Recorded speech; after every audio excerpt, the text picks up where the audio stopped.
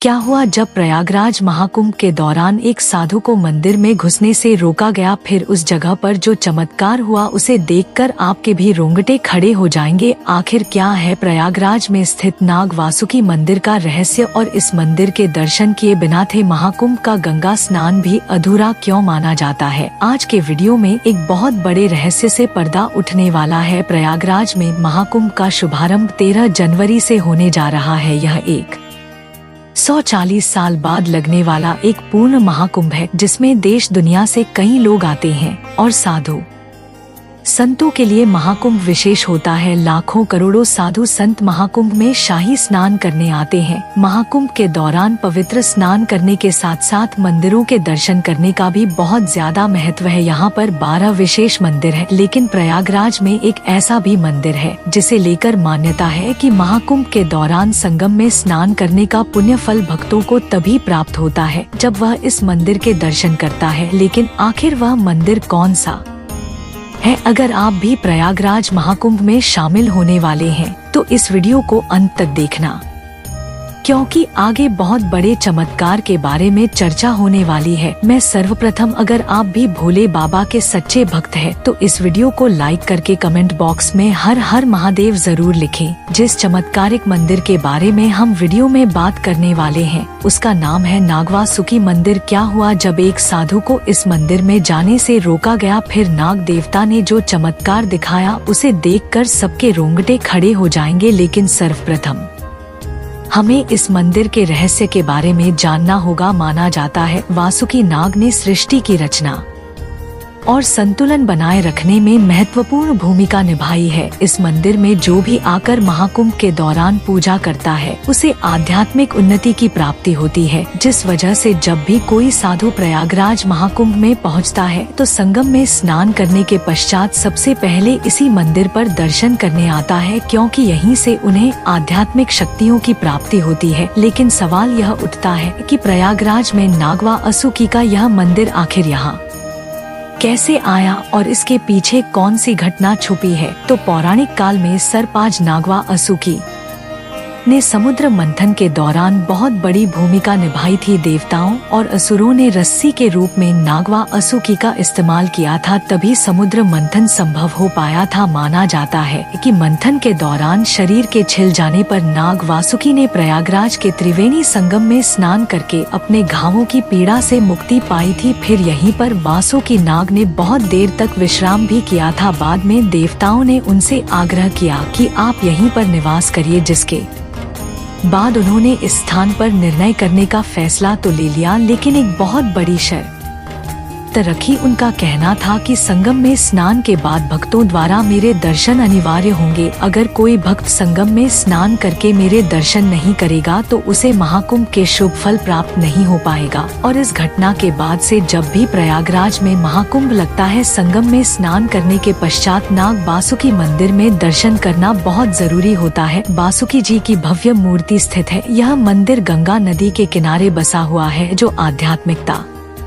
का एक प्रमुख केंद्र है। इतनी बड़ी मान्यता के चलते इस मंदिर में भक्तों की बहुत भीड़ होती है। साथ ही साथ वीआईपी दर्शन की भी व्यवस्था होती है। महाकुंभ की शुरुआत के 1 माह पहले ही दुनिया भर से कई साधु संत महाकुंभ के लिए रवाना हो जाते हैं, क्योंकि यह उनके जीवन के काफी महत्वपूर्ण पल होते हैं कि कई साधु संत 1 से 2 माह तक का समय प्रयागराज में ही गुजारते हैं। यहाँ से उन्हें असीम शक्तियों की प्राप्ति होती है। लेकिन आज की इस वीडियो में हम जिस चमत्कारी घटना की बात करने जा रहे हैं उसकी शुरुआत होती है मध्य प्रदेश के ओमकारेश्वर में नर्मदा नदी के किनारे रहने वाले नागेश्वर बाबा से। जब उनका जन्म हुआ था तो ज्योतिष आचार्यों ने उनके माता पिता को कहा कि इसकी उम्र मात्र 5 वर्ष है, उससे ज्यादा यह बालक नहीं जी पाएगा। तब नागेश्वर बाबा के माता पिता बहुत चिंतित हो गए और सोचने लगे कि अब क्या किया जाए। उनका मानना था कि अभी बच्चे से हमारा लगाव बहुत कम है, समय के साथ यह बड़ा होगा, हमारा लगाव इससे ज्यादा होगा, और जब 5 वर्ष की उम्र में इसकी मृत्यु होगी तो हम वो दुख सहन नहीं कर पाएंगे। इसलिए उन्होंने फैसला किया और नागेश्वर बाबा को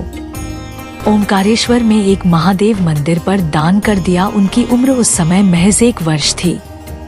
उस मंदिर के पंडितों ने उनका पालन पोषण किया। वे रोजाना महादेव की भक्ति करते थे, महामृत्युंजय मंत्र का जाप करते थे। जितने भी लोग मंदिर में आते थे उनके पैर छूकर उन्हें प्रणाम करते थे और सब लोग उन्हें आयुष्मान भव का आशीर्वाद देते थे। जब उनकी उम्र 5 वर्ष हुई तो मंदिर के पंडितों को अंदाजा था कि इनकी मृत्यु हो जाएगी, लेकिन कहे ना जो भाग्य लिखते हैं उन्हें ब्रह्मा कहते हैं, लेकिन जो लिखे हुए भाग्य को भी बदल सकते हैं उन्हें महाकाल कहते हैं। महादेव की भक्ति के फल से और सभी लोगों के आयुष्मान भव आशीर्वाद के कारण उसे बच्चे की 5 वर्ष में मृत्यु नहीं हुई। जब यह समाचार चारों ओर फैला तो सब लोग उसे भगवान का अंश मानने लगे, उसे चमत्कारिक बच्चा बताने लगे। तभी उस मंदिर के पंडितों ने उस बच्चे को नागेश्वर नाम दिया और समय के साथ उन बाबा ने बहुत चमत्कार किए। वह भिक्षा पाकर ही अपना जीवन जीते थे, जिनकी उम्र महज 5 वर्ष बताई गई थी। अब वह ओंकारेश्वर में नागेश्वर बाबा के नाम से विख्यात थे और रोजाना कई सारे लोग उनके दर्शन करने आते थे। लेकिन 144 साल बाद लग रहे थे पूर्ण महाकुंभ में शामिल होने का सपना हर साधु का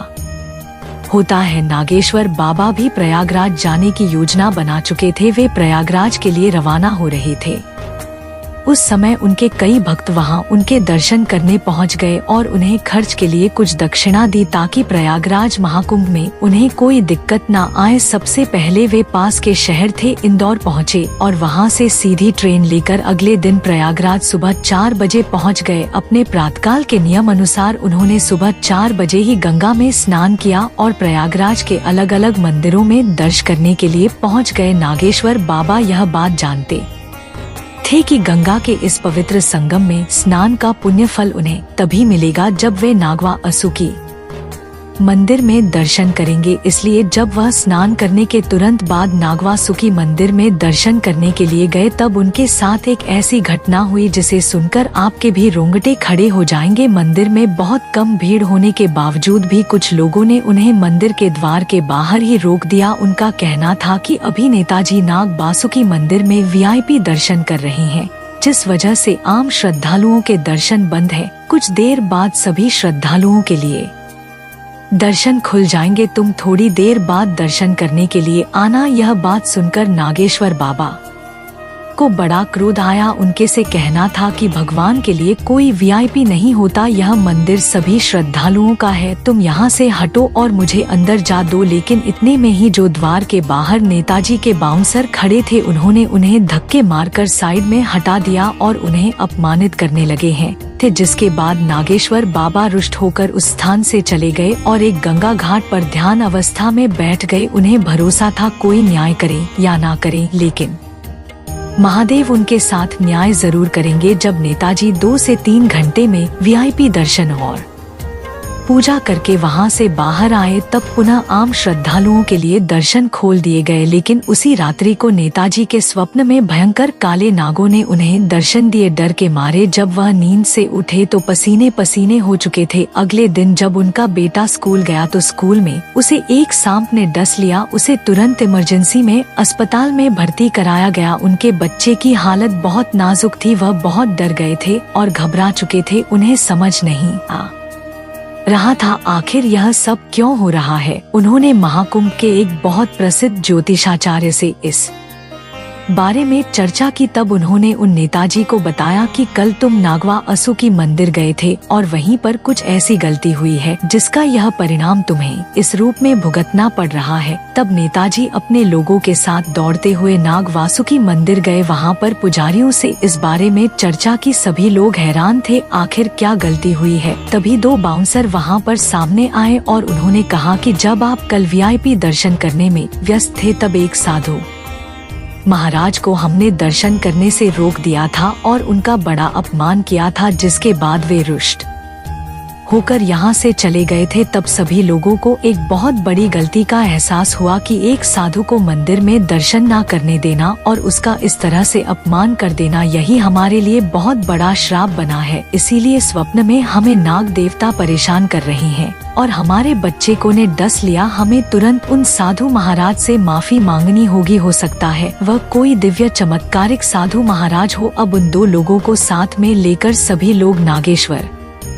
बाबा को इधर उधर ढूंढने लगे। 1 से 2 घंटे खोजबीन करने के बाद वे उन्हें एक गंगा के घाट पर ध्यान अवस्था में बैठे हुए दिखाई दिए। तब नेताजी उनके चरणों में गिर गए और उनसे माफी मांगने लगे। नेताजी का कहना था कि मुझे इस बात का बिल्कुल भी अंदाजा नहीं था कि आप उस समय नागवासुकी मंदिर में दर्शन करना चाहते हैं। मैं आपका अपराधी हूँ और मुझसे बहुत बड़ी गलती हुई है। नागेश्वर बाबा का कहना था कि इस दुनिया में बनाए गए सभी मनुष्य, सभी पशु पक्षी, जलचर उस परमात्मा के लिए एक बच्चे हैं। उनके लिए कोई वीआईपी या आम नहीं होता। इस तरह से वीआईपी दर्शन करके जो तुम आम श्रद्धालुओं के साथ अन्याय कर रहे हो, यह बिल्कुल भी सही नहीं है। नेताजी को अपनी गलती का एहसास हुआ और उन्होंने अपने किए पाप के लिए से क्षमा मांगी। नेताजी का कहना था कि अब मैं आपके साथ आम श्रद्धालुओं की लाइन में लगकर ही नागवासुकी मंदिर में दर्शन करूंगा और अपने पापों का पश्चाताप करूंगा। जिसके बाद नागेश्वर बाबा ने उन नेताजी को माफ कर दिया और उनके साथ नागवासुकी मंदिर में एक बार फिर दर्शन किए। महादेव ने नागेश्वर बाबा के साथ न्याय कर दिया था। उसी समय नेताजी के मोबाइल पर एक फोन आया और खबर